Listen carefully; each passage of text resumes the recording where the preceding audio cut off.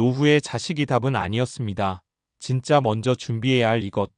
솔직히 예전엔 다들 그렇게 믿었잖아요. 자식만 잘 키워놓으면 노후는 괜찮다. 아들, 딸이 있으니까 나중에 외롭지는 않겠지. 힘들면 자식이 좀 도와주겠지. 그런데 은퇴를 앞두거나 이미 은퇴한 분들 이야기를 들어보면 이 말이 점점 조심스러워집니다. 아니, 요즘은 아예 이렇게 말하는 분들이 많아요. 노후의 자식이 답은 아니더라. 기대하면 할수록 서운해진다. 자식은 자식 인생이 있고 내 노후는 내가 준비해야 한다. 이게 자식이 나쁘다는 이야기는 아니에요. 오히려 반대죠. 자식과의 관계를 지키기 위해서라도 노후를 자식에게 맡기면 안 된다는 겁니다. 그럼 대체 은퇴 준비에서 진짜 먼저 챙겨야 할 건 뭘까요? 많은 사람들이 돈, 연금, 부동산부터 떠올리지만 은퇴한 분들이 입을 모아 말하는 가장 중요한 준비는 따로 있습니다. 바로 자기 삶의 중심, 다시 말해 자립적인 생활 능력과 관계, 그리고 하루를 채울 힘입니다. 은퇴는 일을 그만두는 것이 아니라 삶의 구조가 무너지는 것이다. 은퇴를 단순히 직장을 그만두는 걸로 생각하면 준비가 엉킵니다. 은퇴는 수입이 줄어드는 사건이기도 하지만 동시에 역할이 사라지는 사건이에요. 그동안 우리는 이런 구조로 살았죠. 아침에 출근 일성과 월급 소속감. 그런데 은퇴와 동시에 이게 한 번에 사라집니다. 문제는 여기서 생겨요. 이제 나는 뭘 하며 살아야 하지? 아침에 왜 일어나야 하지?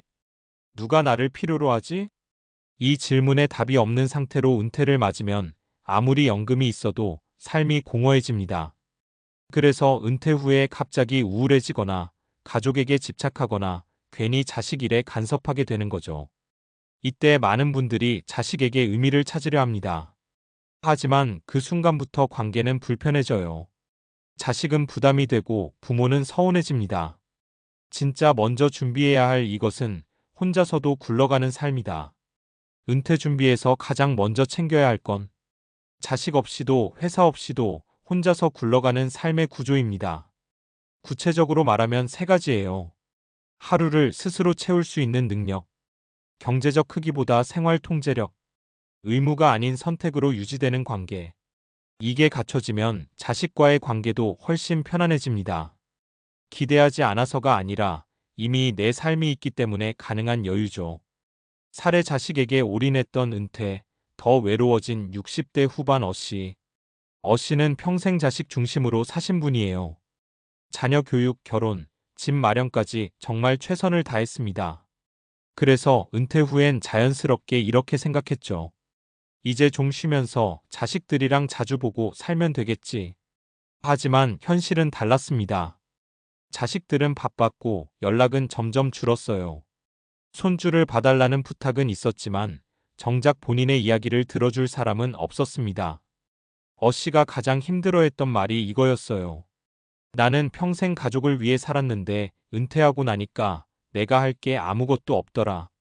취미도 인간관계도 혼자 보내는 시간에 대한 연습도 없었던 겁니다. 결국 어씨는 자식의 반응 하나하나에 예민해졌고 관계는 더 멀어졌습니다. 살의 월급은 사라졌지만 삶은 더 단단해진 60대 초반 B씨. 반대로 B씨는 은퇴 전부터 조금 달랐어요. 회사 밖에서 할 수 있는 일을 꾸준히 만들었습니다. 동네 평생교육원에서 강의를 듣고 작은 동호회 활동도 했죠. 은퇴 후에도 수입은 줄었지만 하루가 비어있지는 않았습니다.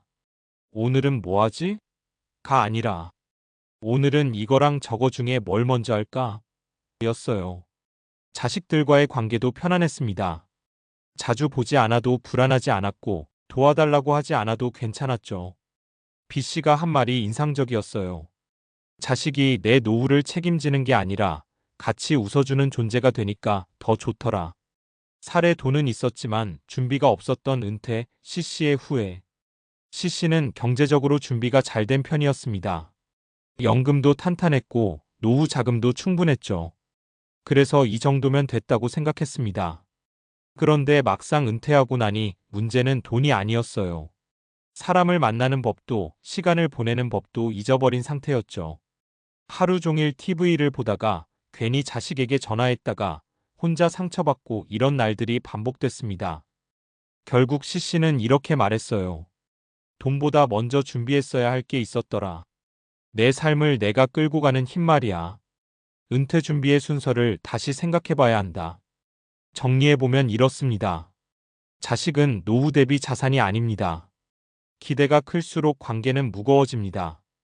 은퇴 후 삶의 만족도는 돈보다 삶의 구조에 달려 있습니다. 그래서 은퇴 준비의 순서는 이렇게 바뀌어야 합니다. 1. 혼자서도 괜찮은 하루를 만드는 연습.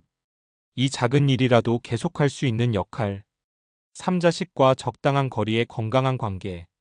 4. 그 다음이 돈과 연금입니다. 노후에 자식이 답이 아니었던 이유. 자식이 부족해서가 아닙니다. 시대가 변했고 삶의 방식이 달라졌기 때문입니다. 이제 노후의 안정은 누군가에게 기대는 데서 오지 않습니다. 내가 나를 돌볼 수 있다는 확신에서 옵니다. 은퇴는 끝이 아니라 내 이름으로 사는 시간의 시작입니다. 그래서 진짜 먼저 준비해야 할 이것은 통장 잔고보다 혼자서도 흔들리지 않는 삶의 중심입니다. 그럼 여기서 자연스럽게 이어져야 할 질문은 이겁니다. 왜 이게 그렇게 중요한가? 이건 감정적인 조언이 아니라 꽤 탄탄한 과학적 사회적 근거가 있는 이야기입니다. 인간은 의존보다 통제감에서 안정감을 느낀다. 심리학에서 오래 연구된 개념 중 하나가 통제감 컨트롤입니다. 미국 심리학자 줄리언 로터와 이후 연구자들은 한 가지를 반복해서 확인했어요. 사람은 실제 상황이 얼마나 좋은가 보다 내가 내 삶을 조절하고 있다는 느낌을 가질 때 정신적으로 훨씬 안정된다는 겁니다. 은퇴 후에 문제가 생기는 이유는 단순합니다. 소득, 역할, 일정, 인간관계의 주도권이 한꺼번에 사라지면서 내가 내 삶을 컨트롤하고 있다는 감각이 급격히 무너지는 거예요. 이 상태에서 자식에게 기대면 일시적으로는 안정되는 것처럼 보입니다. 하지만 장기적으로는 통제권을 다시 타인에게 넘기는 구조가 됩니다. 연락이 오면 기분이 좋고 없으면 불안해지고 반응 하나의 감정이 출렁이죠.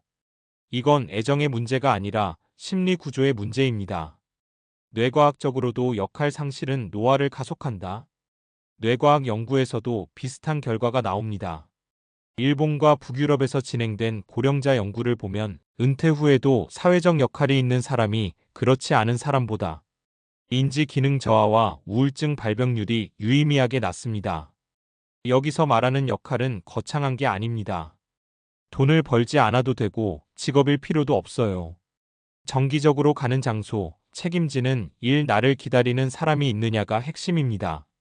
뇌는 나는 아직 쓸모 있다는 신호를 받을 때 더 활발하게 작동합니다. 반대로 하루 종일 소비자, 보호 대상, 도움받는 사람의 위치에만 있으면 뇌는 빠르게 위축됩니다. 그래서 은퇴 후 갑자기 말수가 줄고 판단력이 흐려지고 의욕이 떨어지는 경우가 많은 거죠. 장수 연구가 말하는 공통점 자식이 아니라 자기 리듬. 하버드 성인발달 연구나 오키나와 장수 마을 연구 같은 장기 추적 연구에서도 흥미로운 공통점이 나옵니다. 오래 살고 삶의 만족도가 높은 노년층의 특징은 자식과 사이가 좋은가? 아니요, 그건 변수 중 하나일 뿐. 재산이 많은가? 아닙니다. 매일 반복되는 자기만의 리듬이 있는가? 여기서 차이가 납니다. 정해진 시간에 일어나고 정해진 활동을 하고 누군가와 느슨하지만 지속적으로 연결돼 있는 삶. 이 구조가 있는 사람은 자식과 자주 못 봐도 무너지지 않고 혼자 있는 시간이 길어져도 불안해하지 않습니다. 그래서 은퇴 준비는 정서적 독립부터 시작해야 한다. 우리가 흔히 말하는 경제적 독립보다 은퇴 이후에는 정서적 독립이 훨씬 중요해집니다. 정서적 독립이란 이런 상태예요. 누군가의 반응이 없어도 하루를 망쳤다고 느끼지 않고 도움을 받지 않아도 스스로를 초라하게 여기지 않으며 관계가 필요가 아니라 선택으로 유지되는 상태. 이게 준비되지 않으면 아무리 돈이 있어도 외롭고 아무리 자식이 있어도 불안합니다. 결론적으로 노후에 진짜 먼저 준비해야 할 것. 정리하면 아주 단순합니다. 노후에 자식이 답이 아니었던 이유는 자식이 부족해서도 관계가 나빠서도 아닙니다. 노후의 안정은 관계의 수가 아니라 삶의 주도권에서 나오기 때문입니다. 그래서 가장 먼저 준비해야 할 건 이겁니다. 혼자 보내는 시간을 견디는 힘이 아니라 즐길 수 있는 능력. 누군가에게 필요해지는 것이 아니라 스스로 필요하다고 느끼는 역할. 기대는 관계가 아니라 부담 없는 연결. 이게 갖춰지면 자식은 노후의 보험이 아니라 인생의 동반자가 됩니다. 그리고 그때서야 노후는 불안한 시간이 아니라 비로소 내 삶이 되는 시간이 됩니다.